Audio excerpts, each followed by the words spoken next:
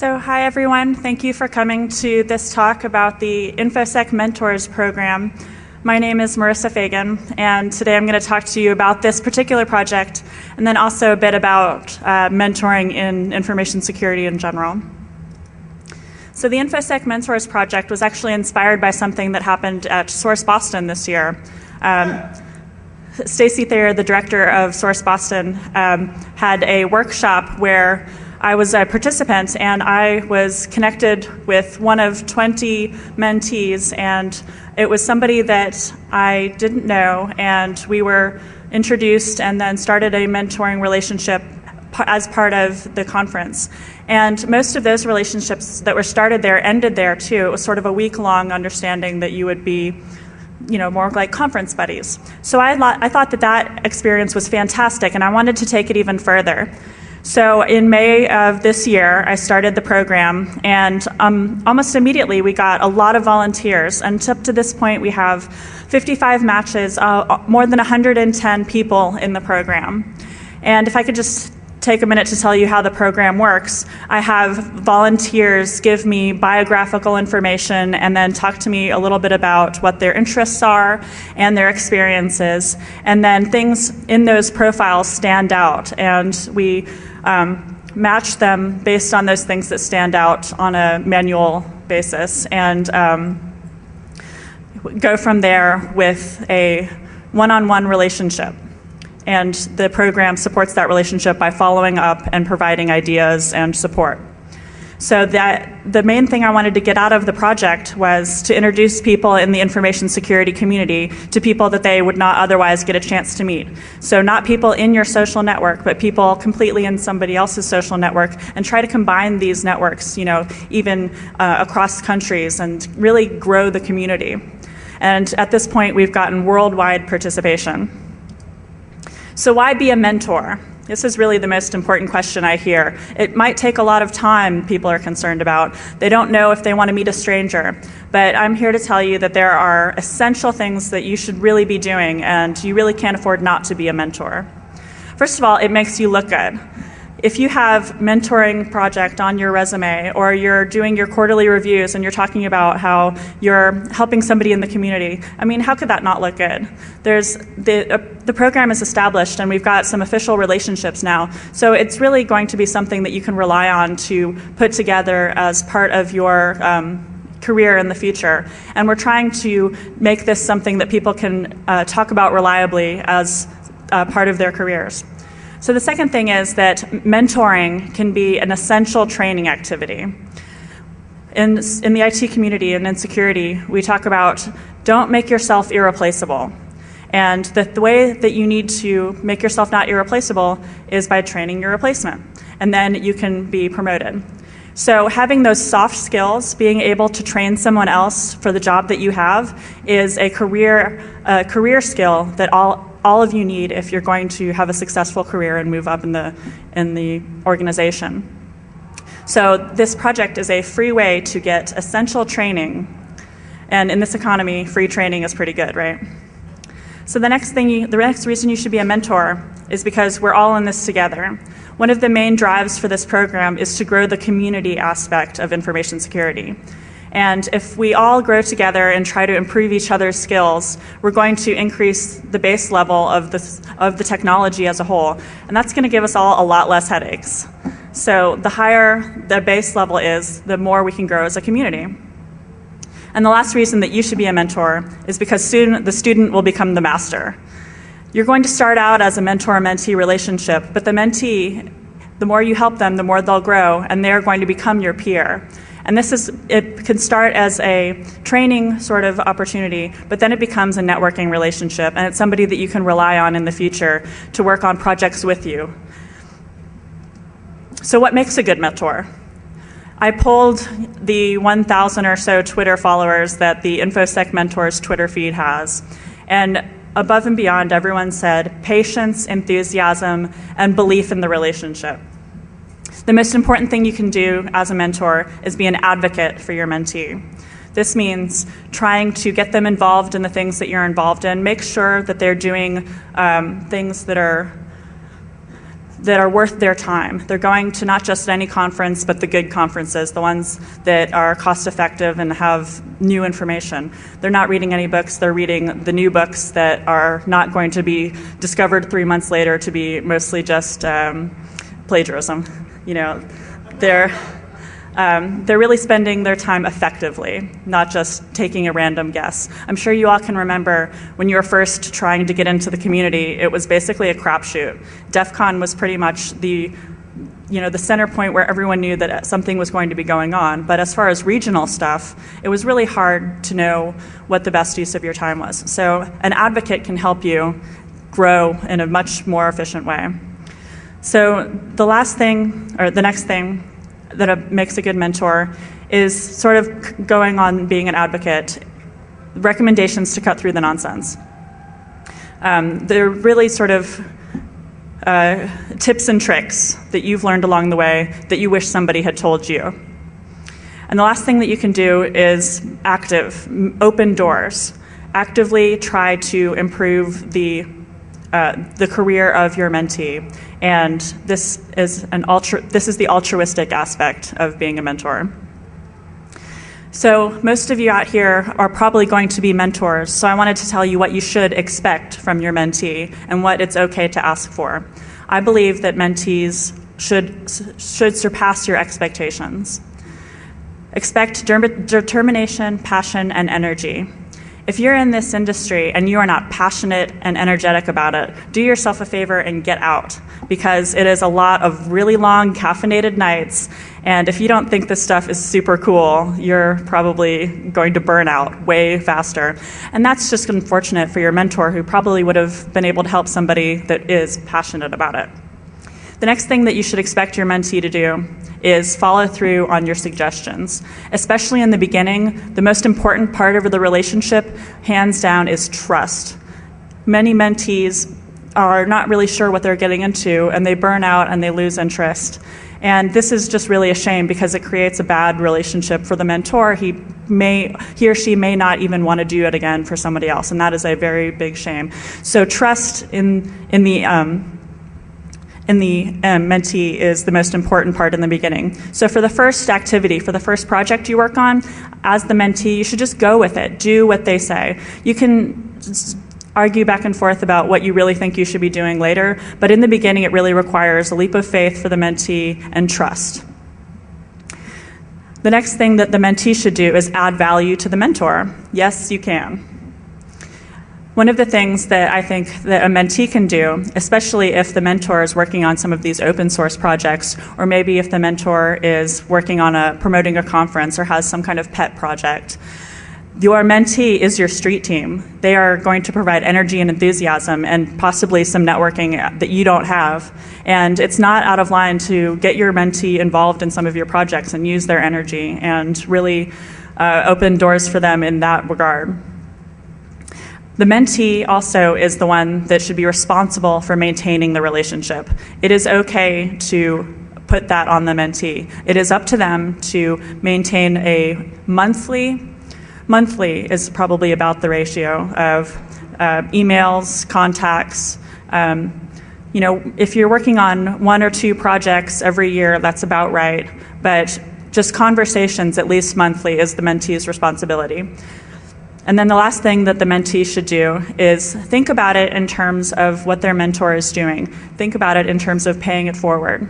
And when you think about yourself as what you will be like when you become a mentor, you're going to get a lot more out of the relationship. So on my last slide here, I just wanted to give the contact information and talk about how all of you can get involved in this program and just mentoring in general. The website is infosecmentors.com, and there you can sign up to be a participant in the program and also get information about our future projects. Right now, our main project was doing an InfoSec Mentors meetup during Las Vegas this year at the Security B-Sides Conference, and that was on Wednesday, and that went really well. So we're going to try to continue to bring not just 2 people together, but also the whole community together in some of these activities. There's going to be some regional stuff that happens in the Southeast and in the Bay Area, and then if anybody can pull these things through in other areas, please talk to me. Right now we're trying to build the project with volunteers. It's still very small and it needs to grow. And I'm looking for people that have technical skills that can help us grow a social network style of web presence, and then also just people with enthusiasm that are trying to grow the social network. And one of the things that we promised in the InfoSec Mentors program was to support these relationships. So most of that is happening on the InfoSec Mentors blog. We have someone that is doing interviews with our current mentees and mentors, asking them what specific things they're doing, what activities they're doing. And these interviews, if anyone is currently involved in the program and wants to be a part of it, please get in touch with me so that we can talk to you about what you've been doing with the program. And that's been a really good resource so far for people to get ideas for tangible things that they can contribute to each other. I just wanted to mention also that one of the ways that you can bring mentoring into your network is by talking to the people at your workplace. A lot of the larger organizations have official mentoring programs in their offices, and I think that's a really good thing. Some of them are better than others, and we're trying to learn from those sorts of things as to what works and what doesn't.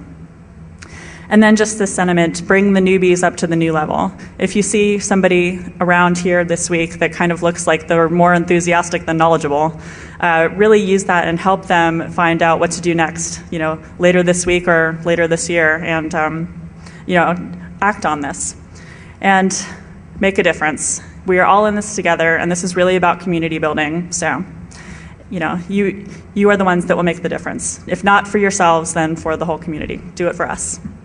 So if anybody has a comment that they would like to make about mentoring or a question about the project, you can either shout it out or come up here if it's a comment. We have a couple of minutes left. Do you want to come up here or just shout it out?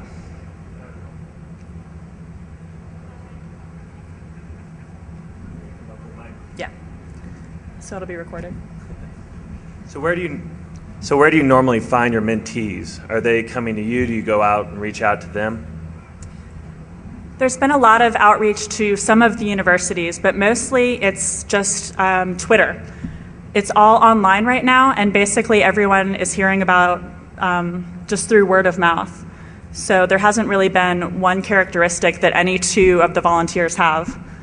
Okay, so it's mainly been the social networks that have kind of brought them to you and kind of brought you guys together. Exactly. Okay. I've got more questions, but I'll let others. InfoSec Mentors is the Twitter feed. One word. Sure, come on.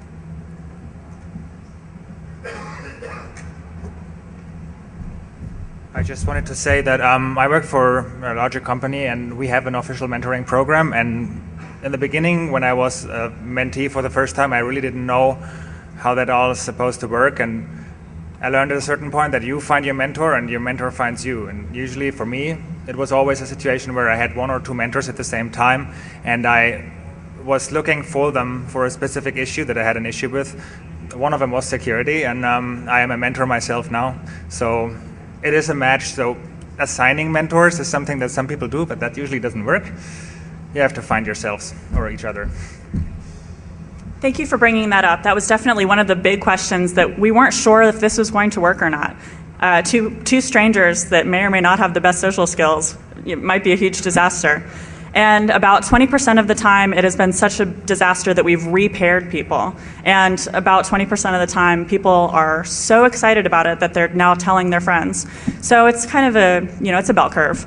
I personally think that it worked for me, so I tried it. But some people it may not be right for. Did you have another comment? Do you want to introduce yourself if you have so much? Sure. I'm Gabriel, everybody. So a lot of us work in very sensitive fields where, we may not be able to talk a lot about what we do day to day. How do you address that with the mentoring program so that, we can mentor someone without having to get into all the sticky stuff about getting them involved in what we do? So there's the social aspect of it and then the technical aspect of it. And you kind of find that balance. You have to be able to be honest with yourself and give what you can. I think that there is really no expectation that you're going to be using your personal work activities as your, subject matter, because they're not going to come work for you. You're going to be talking about like the open source projects, and if they're interested in web apps, you talk about WebGoat, that kind of thing. And it doesn't necessarily have to be your personal projects that even come up at all. The InfoSec Mentors program does not require you to tell me a whole lot of personal information. If that's a problem for you, we can work with that. And there's still a way to help.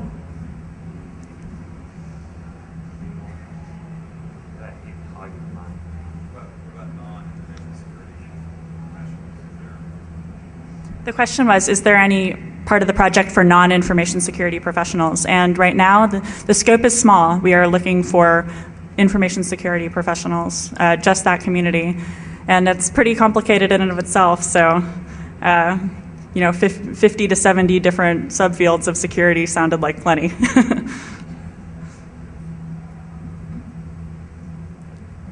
You should have co-presented with me. I know, I could have.